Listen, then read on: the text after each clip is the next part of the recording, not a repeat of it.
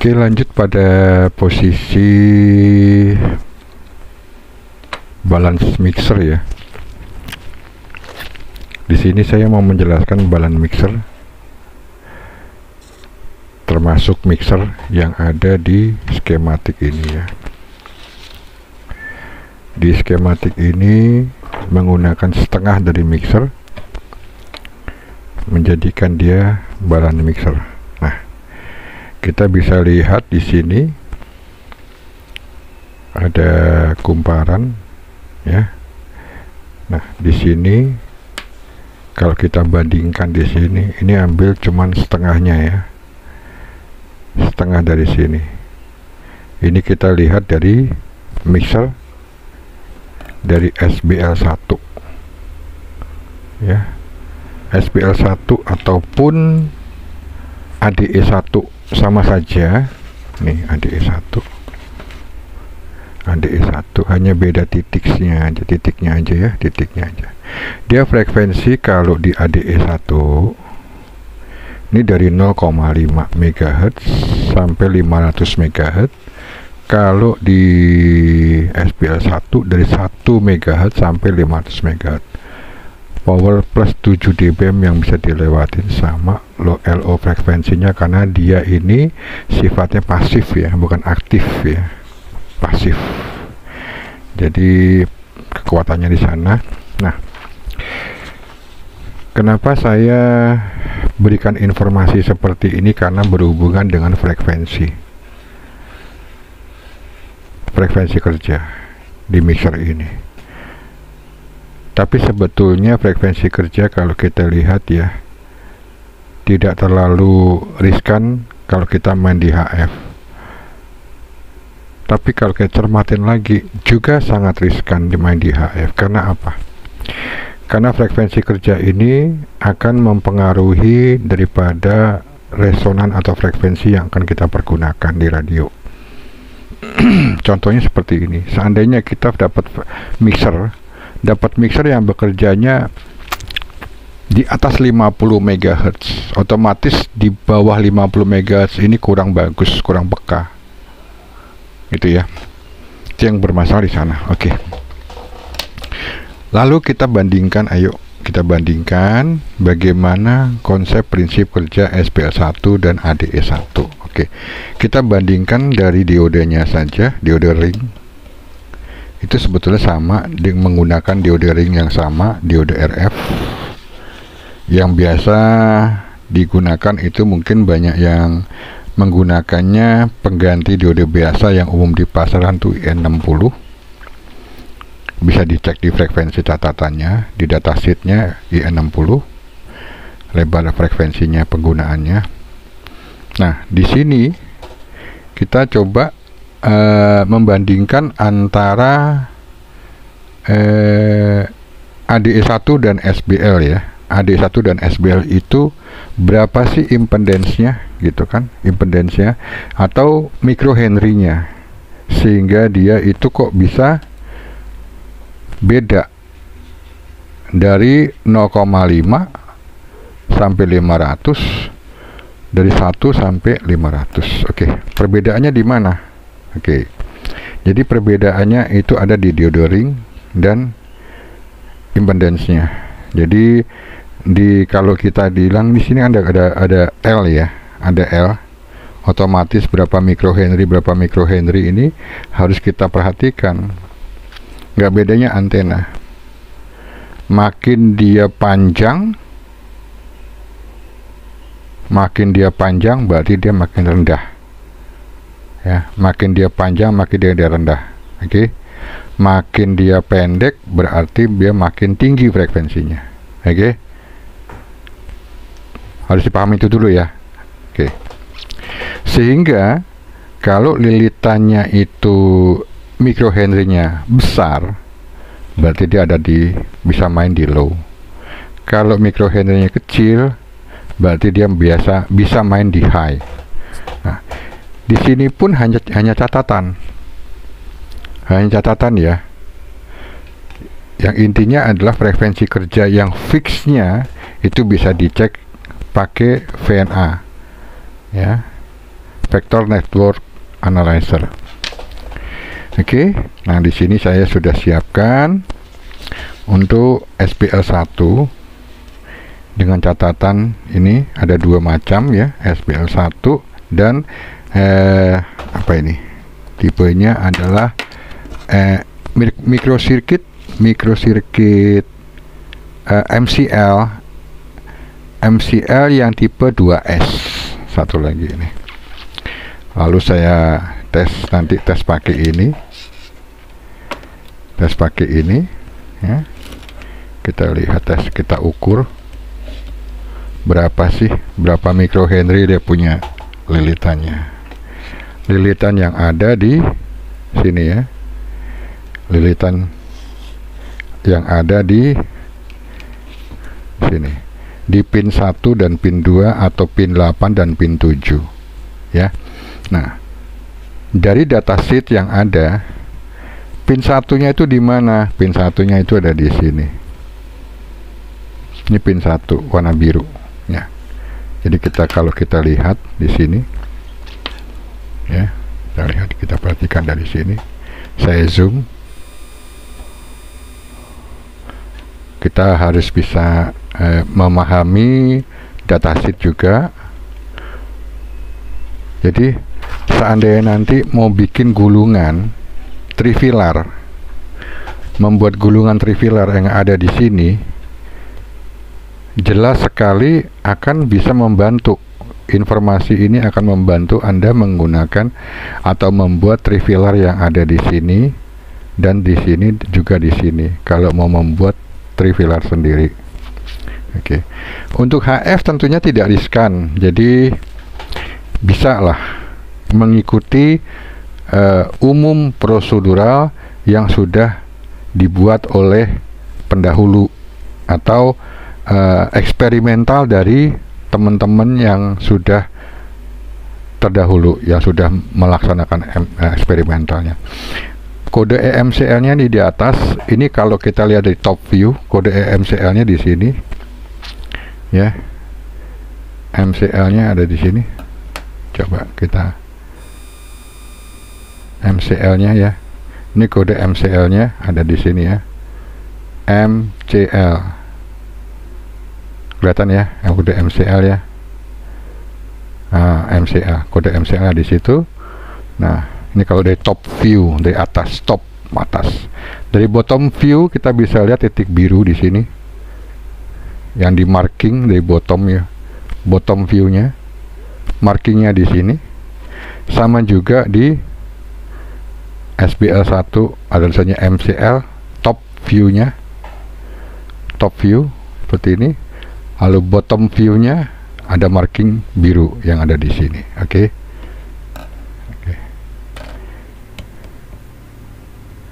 Oke. Nah,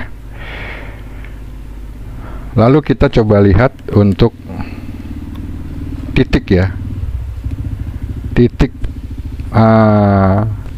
nomor kakinya ya, pinnya ya, pin 1 ya, pin 1, pin 2, pin 3, pin 4, pin 5, pin 6, pin 7, pin 8. Jadi seperti ini jalannya ya. Oke. Pin 1, pin 2, pin 3, pin 4 gitu kan. Nah, dan di sini ada tulisannya. Pin 1 itu apa? Pin 2 itu apa? Pin 3 itu apa? Pin connectionnya. Pin 8 itu LO. Pin 1 RF. Pin 3 dan 4 IF. Groundnya 2567. Ya. Itu catatannya. Ini bisa dicek di Google ya. Bisa cari datasheetnya di Google. Oke. Nah, lalu kita langsung ke arah sini, ke bawah ya, ke bawah ini. Sepertinya kurang terang ya, saya bikin coba penerangannya lebih terang lagi. Oke, penerangannya saya tambahkan penerangannya supaya lebih baik. Oke. Lalu di sini kita ada pin 1, pin 2, pin 3, 4 nya. Baik, terbalik nih ya. Nah, seperti ini. Ini yang SPL ya, SPL 1 ya. Nah, setelah ini saya akan memperbandingkan antara SBL 1 dan IMCL yang satu lagi yang lebih ke VHF ya, lebih ke atas. Oke, ini saya koneksikan, kita cek ke ini, kita bikin seperti ini dulu ya, sorry, saya harus siapkan ininya. Oke, nah ini lebih enak ya kelihatannya. Oke, kita kalibrasi dulu. Ah, udah 00 ya, sudah. Lalu kita koneksikan ke pin ini dan pin grounding, grounding ini, grounding sini aja deh groundingnya, dan grounding ini 30 ya, 30, 32, 33 ya. Oke, ini MCL yang VHF 30 sampai 33 ya. Kalau yang ini yang SBL, SBL ini, SBL berapa di SBL range-nya? 64, 65. Ini SBL, sorry,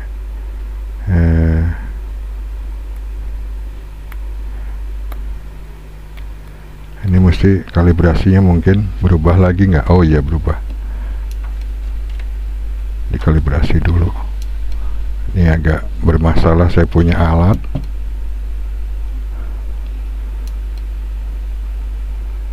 Jadi harus diperhatikan alatnya juga harus benar-benar stabil ya. Oke, setelah itu kita coba lagi. Nah, sebentar. Seperti itu ya, 60.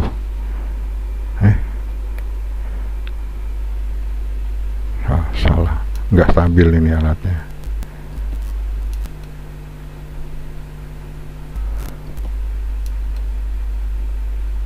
Nggak stabil.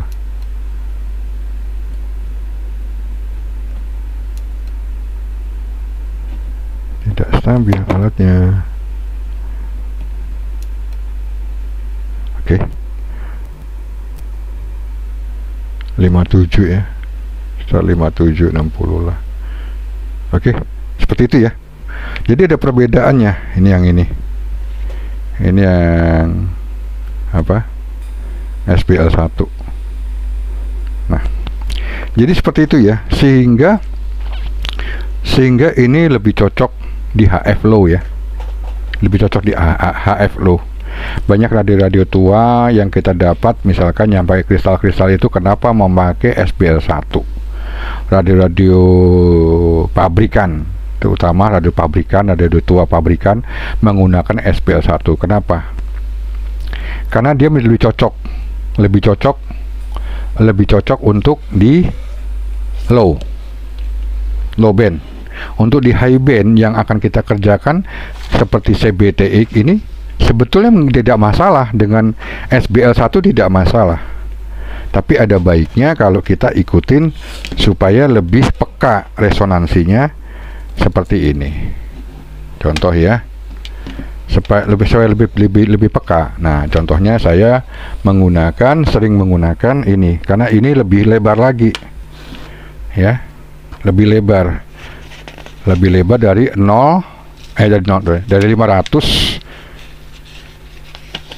0,5 ya, di ADE 1 dari 0,5 ya, ADE 1 itu dari 0,5 ya sampai 500. Tapi lebih cocok untuk wideband ADE 1, sehingga saya menggunakan ADE 1 seperti itu.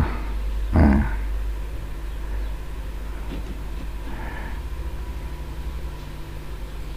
ini ADE 1 di 28, di 27. Ini ADE 1. Mana lagi, kok enggak gerak ya, 27, 28 di 28 mikro. ya. Sehingga saya saat bereksperimen, saya mengikuti datasheet yang ada di sini, tetapi saya bedakan. Datasheet yang di sini dibilang T2 trifilarnya itu dililit kawat email ya, 4 lilit email 0,4 pada toroid LHE ya. LHE itu banyak macam. Oke, saya jelaskan LHE. Ada yang seperti ini, ada yang seperti ini. Ini yang pendek sama yang tinggi. Nah, yang mana nih? Sehingga saya kembali lagi dengan asumsi menggunakan LCR. Berapa mikro gulungannya? Yang bagus supaya saya dapat mixer atau balance modulator yang akan saya pergunakan, lilitannya bisa apa ya, bisa maksimal. Di situ letaknya eksperimen saya, di situ. Sehingga saya buatlah eksperimen ya. Kalau memakai yang tipis, menggunakan yang tipis seperti ini kan ada yang tipis, ada yang tebal ya, ada yang tipis, ada yang tebal, sorry. Nah, ada yang tipis, ada yang tebal. Kalau saya menggunakan tipis seperti ini, saya harus pakai 5 lilit. Kalau yang pakai yang tebal, saya cukup 4 lilit. Ini 4 lilit, ini 5 lilit. Nah, seperti ini. Tebal dan tipis. Setiap toroid itu pasti akan beda hasilnya.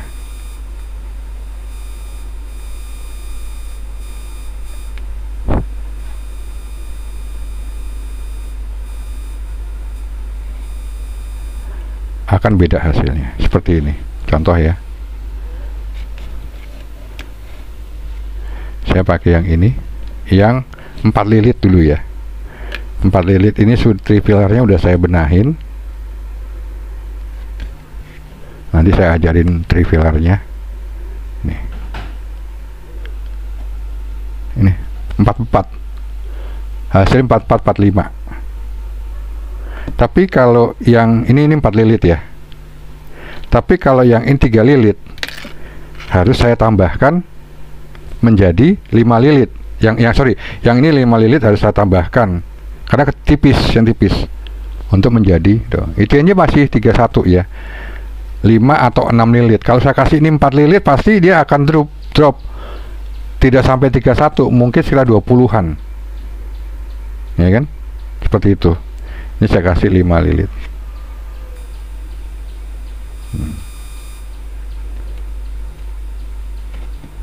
Seperti ini. Ya. 1 2 3 4 5 ya. Seperti itu ya. Jadi disitulah nanti ada perbedaannya teman-teman kalau membuat eksperimen dengan LHE. Bisa juga harus dites dulu kalau ada alat ini. Kalau punya alatnya lebih bagus ya, alat ini ya. Kalau punya alatnya lebih baik. Jadi untuk tes eksperimen, jadi sekitar antara 30 sampai 55 ya. Boleh katakanlah dari 25 sampai 55 lah. Itu range yang bisa kita gunakan untuk di mixer atau di balance modulator di SSB. Kalau kita mau main low dari 7 MHz, dari 7 MHz sampai 7 MHz sampai ke 28 atau 29. Jadi lalu kalau ditanya lebih bagusnya berapa sih gitu kan, lebih bagusnya supaya kita bisa dapat lah dari low sampai high. Saran saya ikutin yang tadi di ADE 1 sekitar 30-an ya, dari sekitar 30-an, 27 28 maksimal 30 lah ya, sekitar 32. Nah, bagaimana dapatnya ini 32 ini? Saya dapatnya 5. Ini bisa 5 lilit yang kecil. 5 lilit yang kecil ini yang tipis ya, yang tipis. Kasih 5 lilit yang tipis kasih 5 lilit ya, 1 2 3 4 5 ya. Nah ini kita coba tes 5 lilit di sini, kita tes ini sekitar 30-an. Ini udah cukup untuk dari 7 sampai dari 3,5 sorry ya, 3,5 atau 3 MHz sampai ke 30 MHz. Pakai yang ini cukup, jadi 5 aja. Tapi yang tipis ya, ini kan ada 2 macam ya, tipis sama tebal. Bedanya sedikit sekali kok, bedanya sedikit sekali nih. Nah seperti ini, tipis sama tebal, bedanya dikit sekali ya, beda dikit sekali. Yang ini pakai yang ini ya.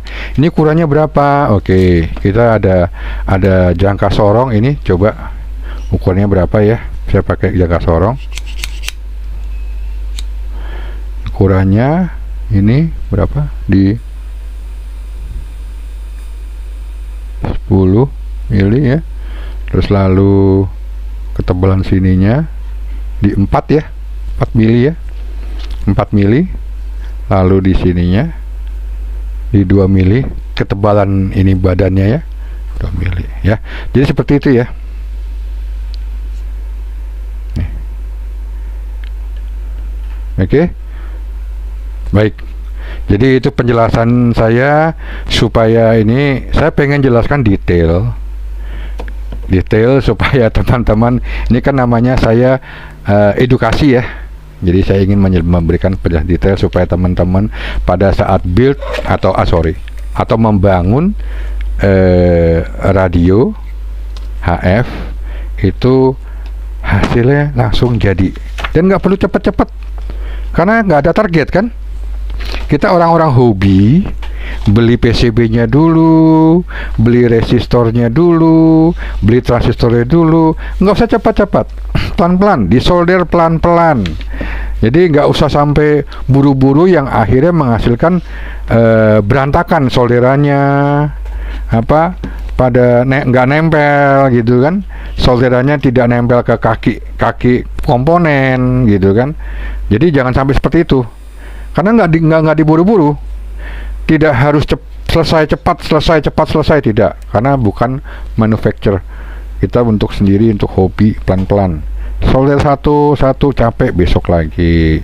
Solder satu rapihkan komponennya, pasang, besok lagi kalau capek. Gitu aja, santai.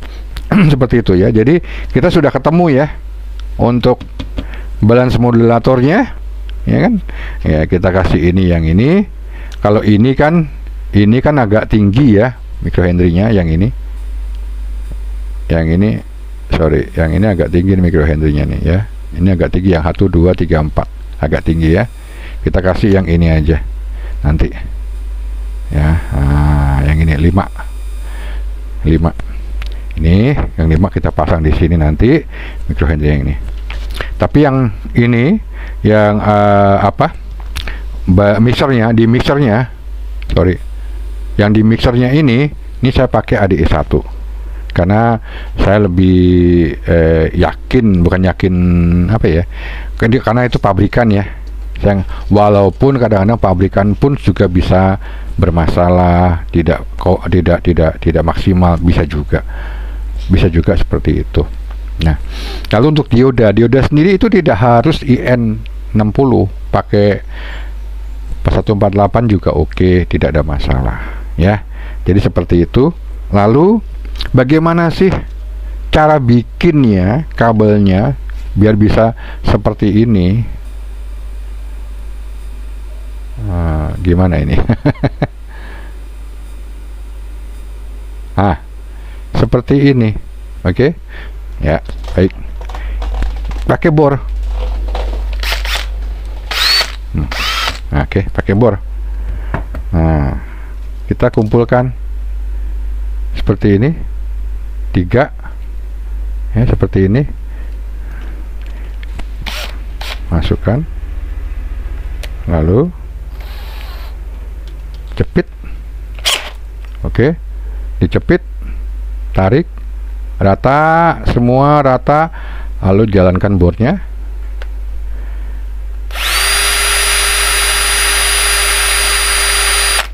Nah, seperti ini ya, hasil seperti ini ya. Nah, lalu kalau sudah nyambung bagaimana?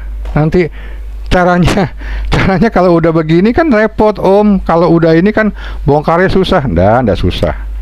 Nanti kan pakai tester, ujung-ujungnya dibuang untuk disimpan, yang bisa kita nanti pergunakan, ya kan?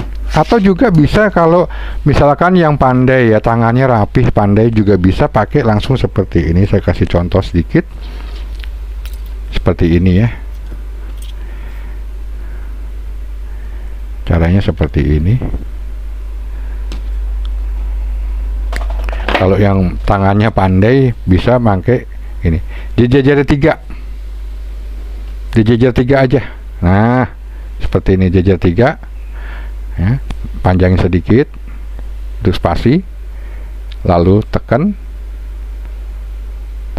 masukkan ke sini, tekan, dipegang, jajar 3, lalu ini tekuk ke atas, pegangin ya, baru kita masukkan yang bawah seperti ini. Tarik pelan-pelan, ditarik kencang ya.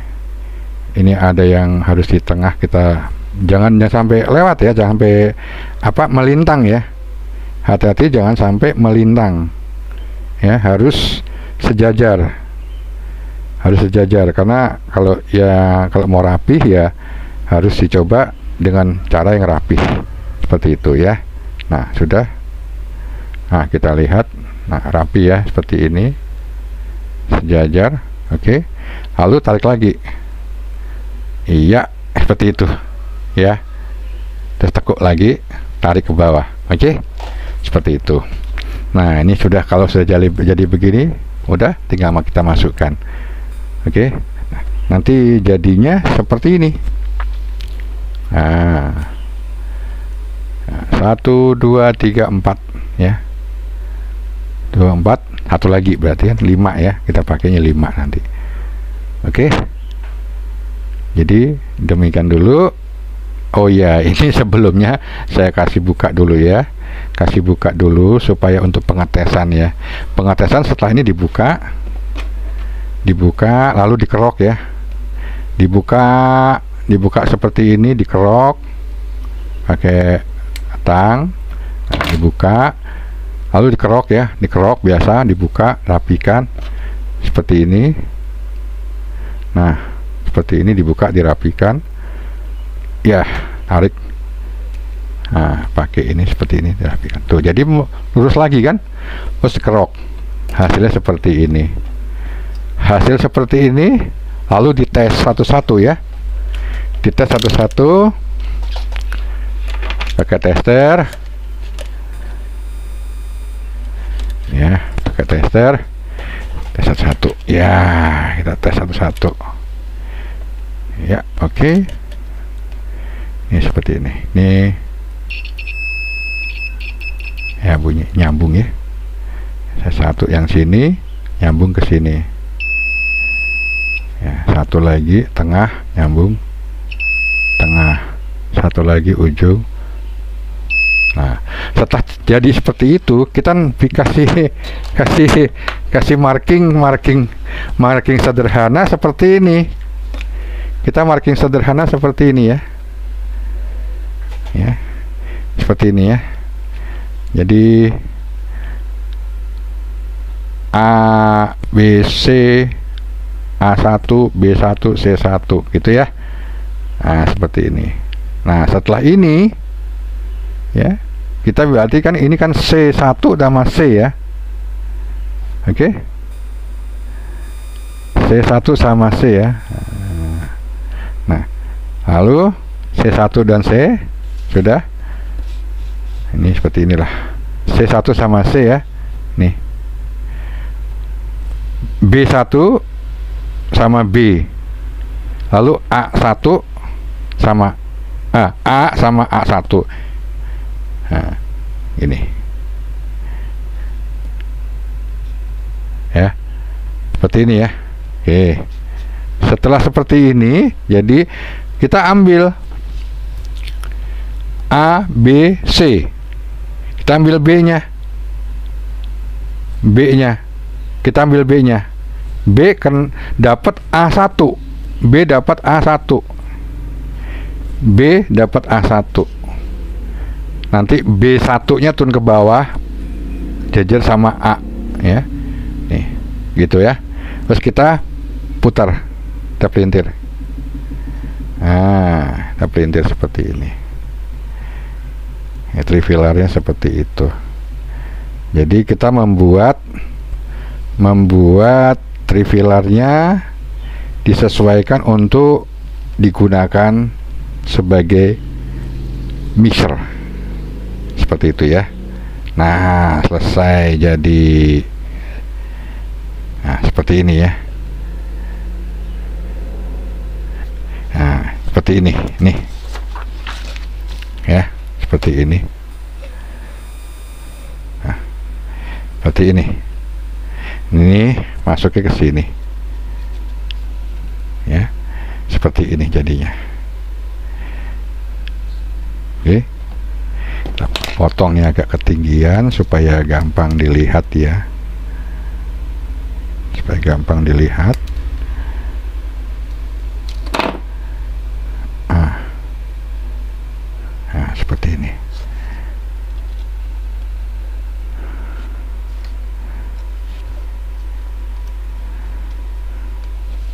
Kelihatan ya, seperti itu ya. Jadi yang ini kan sambung nih. Ini sambungannya kan di sini, ini sambungan dari sini masuk, disambung, sambung ini kaki yang satu masuk sini, ya kan. Yang ini kan C langsung nggak ada sambungan ke sini, jadi ini yang nempel sambung semua, yang ini C kayak gini. Nah, seperti ini ya. Ini C1 ya, seperti ini ya. Sebaliknya pun begini. Makanya kalau kita lihat, kita perhatikan di PCB ya. Nah, di PCB kan seperti itu. Ya, coba perhatikan di PCB ya, sama ya. Oke. Nah, seperti itu. Jadi mudah seperti itu ya, teman-teman penghobi BITX. Jadi mudah-mudahan setelah ada video ini yang saya jelaskan, teman-teman yang membuat atau hobi BITX tidak pusing lagi. Apa sih itu trifilar, gunanya gimana? Terus gimana kalau sampai saya bikinnya salah atau apa? Sekarang dengan video ini mudah-mudahan tidak ada lagi keraguan untuk membuat, takut salah atau bagaimana. Nggak usah takut. Kalau ketemu ya, ketemu yang LHE atau minimal tidak terlalu krusial lah gitu kan. Hal-hal seperti ini. Kalau dapat yang biasa-biasa aja gimana? Boleh dicoba ya, boleh dicoba. Jadi cobanya nggak usah banyak-banyak dulu, 4 lilit, 5 lilit, nggak usah sampai banyak-banyak, 6 lilit, 7 lilit, nggak usah ya. Apalagi kalau udah pakai yang model LHE itu biasanya besar-besar dia microhenry-nya ya. Jadi seperti itu. Oke. Terima kasih. Nanti habis ini kita lanjut. Nanti saya pasang ya. Saya pasang dulu.